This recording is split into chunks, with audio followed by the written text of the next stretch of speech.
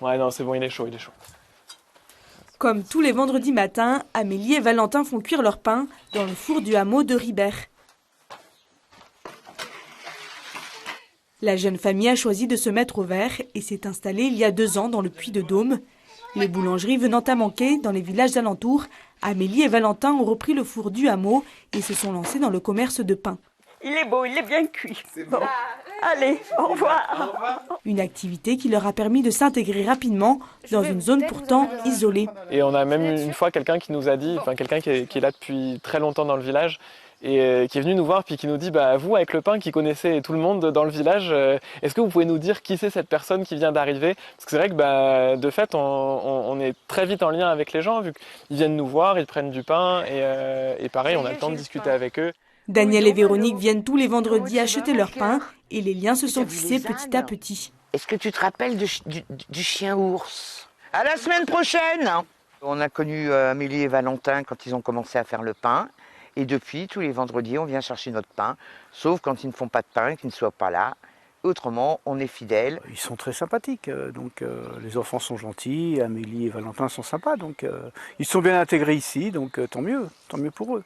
Et nous, ça nous fait plaisir de la jeunesse, c'est vrai. Le jeune couple est apprécié et apporte un vent de fraîcheur dans le village, mais les débuts n'ont pas toujours été faciles. Ils ont aussi dû faire face à la méfiance des habitants et se montrer diplomates. Il a vraiment fallu qu'on se présente au départ et qu'on aille vers les locaux. C'était beaucoup plus notre démarche et qu'on soit aussi très observateur et pas à vouloir imposer notre truc. Ou on a essayé de se fondre dans la vie ici et je pense que ça a été ça qui a permis que les gens aussi nous acceptent bien et même nous soutiennent. Véronique, la voisine, les soutient en leur apportant le café tous les vendredis pendant que les pains finissent de cuire. De refaire, toi, hein? Tu riquais à la houppe, hein? Ah oui, t'as une petite...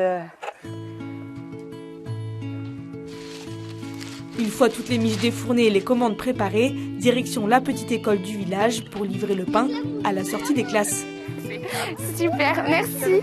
Ah oui. S'ils se sont vite intégrés, Amélie et Valentin ont été déstabilisés à leur arrivée par la moyenne d'âge des habitants du village. L'école a alors été pour eux un moyen de créer du lien avec de jeunes parents d'élèves. Très vite, on m'a très vite parlé d'eux alors que je les avais pas forcément croisés, donc on va dire que leur réputation les a précédés. Et après, on s'est croisés dans des soirées chez des voisins et puis forcément, on a très vite fait connaissance. En attendant la rentrée de leurs enfants à la petite école du village, Amélie et Valentin profitent de ces moments de partage propices à la rencontre. Vous avez franchi le pas et donc maintenant, ça va être l'épreuve de l'intégration. Sachez que ce n'est pas acquis d'avance.